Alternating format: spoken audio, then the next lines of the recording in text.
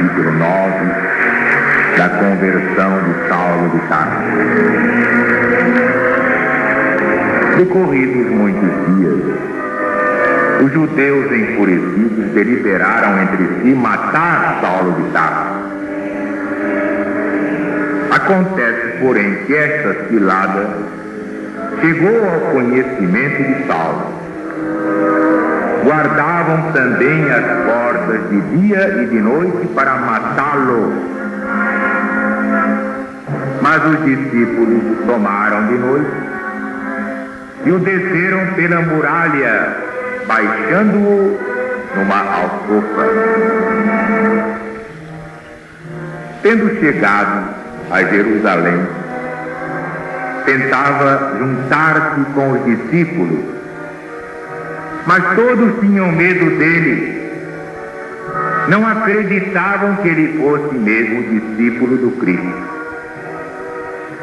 Mas Barnabé, tomando-o consigo, o levou aos apóstolos e lhes contou como ele vira o Senhor no caminho, que Jesus falara com ele, e como em Damasco pregava ousadamente nas próprias sinagogas o Evangelho de Jesus.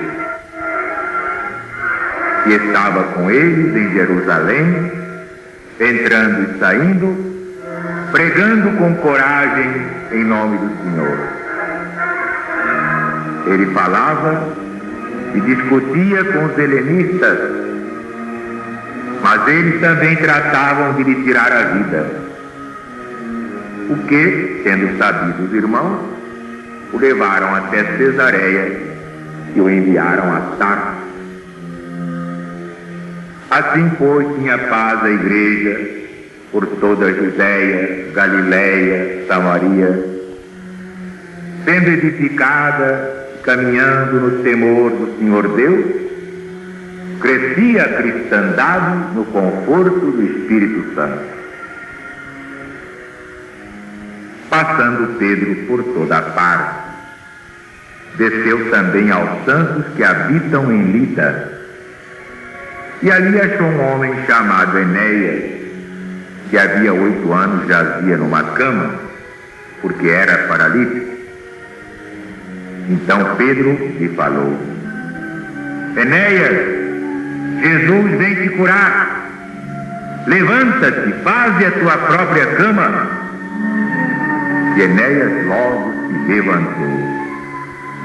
Viram o fato todos os que moravam em Lida e Sarona, e esses se converteram ao Senhor Jesus. Ora, havia em Jope uma discípula por nome Tabita, que quer dizer Dorcas. Ela estava cheia de boas obras e das esmolas que fazia. Naqueles dias, adoecendo ela, morreu. Depois de levarem o corpo, puseram no cenáculo. Como Lida era perto de Jope, os discípulos, sabendo que o apóstolo Pedro se encontrava lá, lhe mandaram 2 homens, rogando: não te demores, irmão Pedro, em vir ter conosco. Pedro se levantou, foi com eles até lá. Tendo chegado, o conduziram ao cenáculo. E todas as viúvas o cercaram, chorando, mostrando-lhe túnicas e capas que Dorcas fazia enquanto estava com elas. Mas o apóstolo Pedro, tendo feito sair a todos que ali se encontravam, se ajoelhou, orou ao Senhor Jesus e, voltando-se para o corpo, disse: Tabita, levanta-te em nome de Jesus. Ela abriu os olhos e, vendo o apóstolo Pedro, sentou. Ele, dando-lhe a mão, a levantou. Chamando os santos e as viúvas, apresentou-a viva. Ora, batismo se tornou conhecido por toda Jope, e muitos creram no Senhor Jesus. Pedro ficou em Jope por muitos dias, em casa de um curtidor chamado Simão.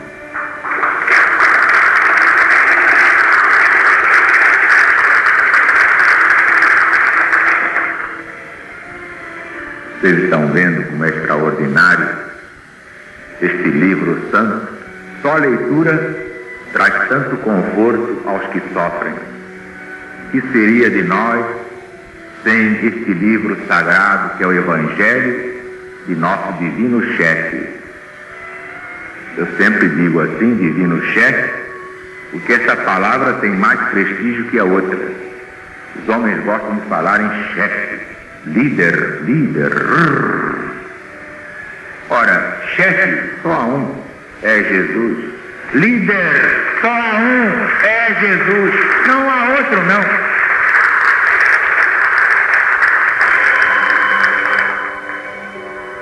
Eu já expliquei isso tantas vezes, até na TV Rio, naquele programa Preto no Branco.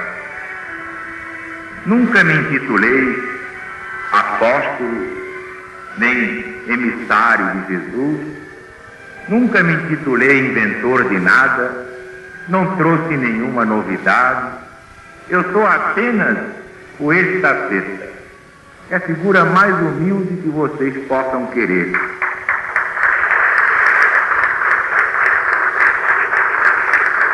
É o taifa, é o entregador dos telegramas, vai humildemente a pé ou de bicicleta quando aluga uma, entrega as mensagens. Vai de casa em casa entregando as mensagens. Sou eu. Nunca tive vaidades a esse respeito, e é por isso que Jesus me abençoa.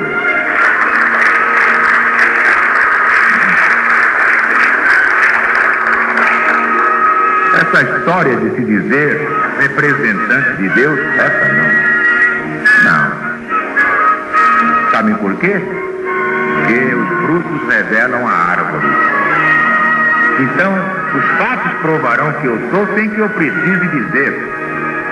Nunca me intitulei representante de Deus.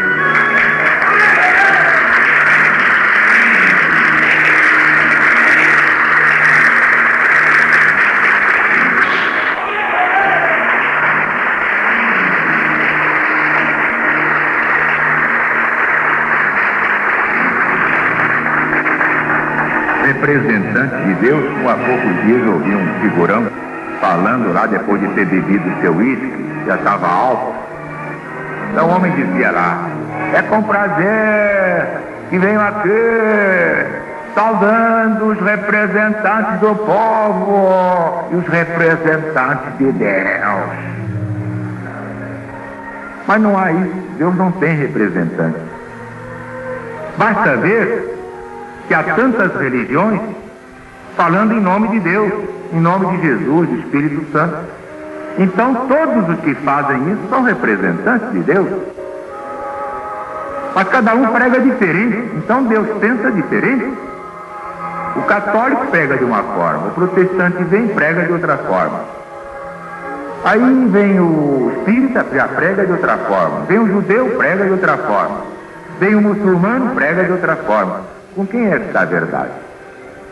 Se todos são representantes de Deus, então Deus é muito contraditório. Não. A LPV é tão perfeita que não tem rabo de palha. Não tem por onde se lhe pegue, ela é impecável.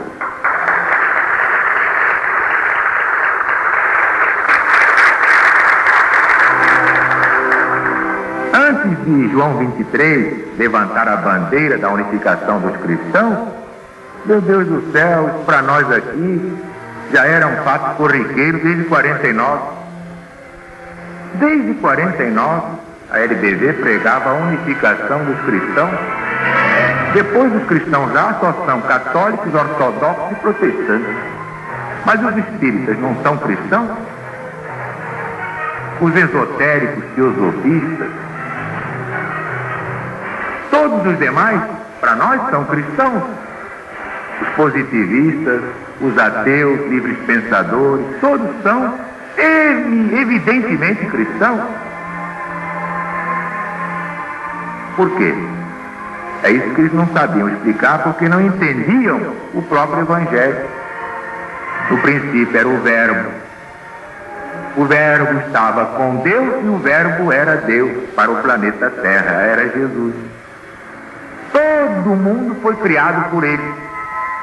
Todas as coisas foram feitas por Ele. Portanto, todas as criaturas são eminentemente cristãs. Sem nenhuma exceção ou desigualdade. Aí sim, então temos que fazer um concílio ecumênico representado por todas as criaturas de Deus, porque não há uma criatura que não tenha sido criação divina. Sai dessa! Não tem saída! Claro que há aí no meio de tudo isso um trocinho chamado reencarnação. Há tantas religiões, filosofias, seitas. Quantos são os graus de entendimento da criatura humana? A proporção que a criatura evolui, de reencarnação em reencarnação, ela vai mudando de religião, procurando sempre uma cada vez mais alta, mais evoluída. Portanto, são necessárias todas as religiões. Como eu sempre digo aqui, eu sou contra a petulância, a insolência dos que se arvoram em proprietários do céu, do inferno, de Jesus, de Deus e tudo mais. E não são.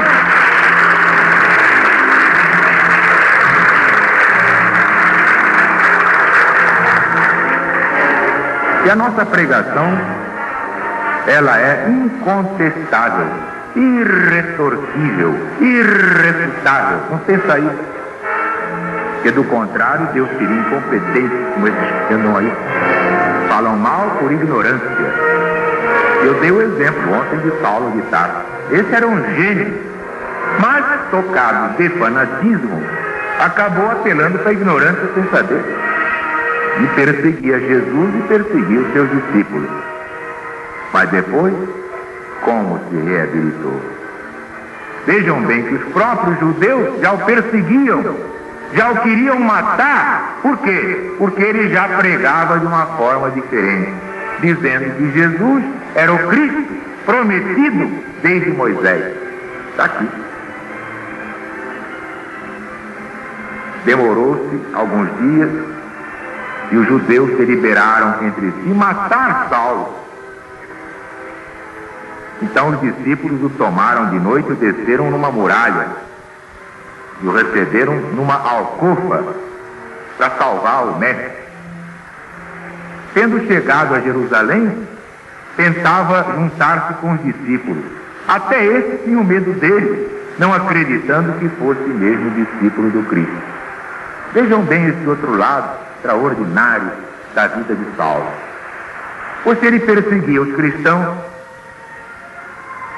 conseguiu cartas para perseguir até em Damasco os cristãos. Foi ele que levou Estevão ao apedrejamento, levou Abigail a morrer de desgosto. Por isso é que ele não casou para se reabilitar naquela própria encarnação. Um homem naquelas condições não podia casar mesmo, a não ser para desgraçar a esposa. Agora o lado tremendo. Saulo não era acreditado na sinagoga. Voltou lá para pregar uma coisa diferente. Os judeus não aceitaram. Por sua vez, os apóstolos e os discípulos do Cristo também não aceitaram, porque pensavam que ele estava ali apenas para prendê-lo e depois mandar lapidá-lo. Vejam, imaginem o que sofreu esse homem. Por isso é que Jesus disse a Ananias, quando Ananias reclamou: mas Senhor Jesus, eu é que vou chamar Saulo de Tarso? Eu é que vou abrir os olhos dele? Pois ele vive a nos perseguir, tem maltratado os teus santos em Jerusalém. O que é que Jesus disse? Não, Ananias, esse é para mim um vaso escolhido. Eu mostrarei a Saulo quanto vai ter de padecer por causa do meu nome, em vista do que tivera praticado. E de fato ninguém mais sofreu que esse homem. A vida de São Paulo é uma coisa extraordinária.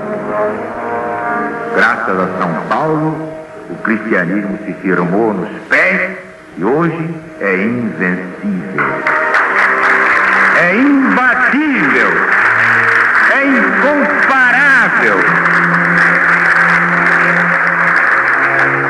Está dominando o mundo. Nesse fim de ciclo, dominará o mundo inteiro. Ainda tenho muita coisa boa para lhe comunicar. Do que vem lá, hein? Certas coisas nas obras dos papiros do Apocalipse. Neste século vocês vão assistir à conversão dos judeus. Vai se cumprir a profecia de São Paulo. Os judeus vão cair de joelhos e reconhecer que aquele Jesus era realmente o Cristo de Deus.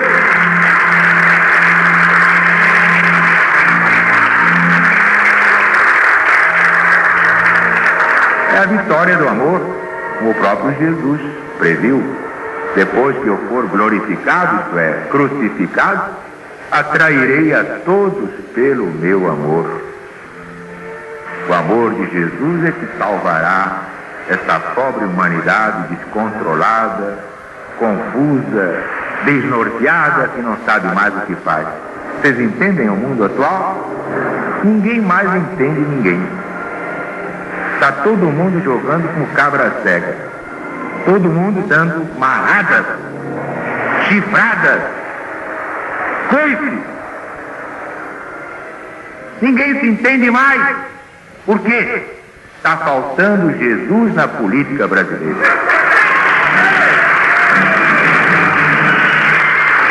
E não há outro caminho para a salvação do Brasil. É Jesus.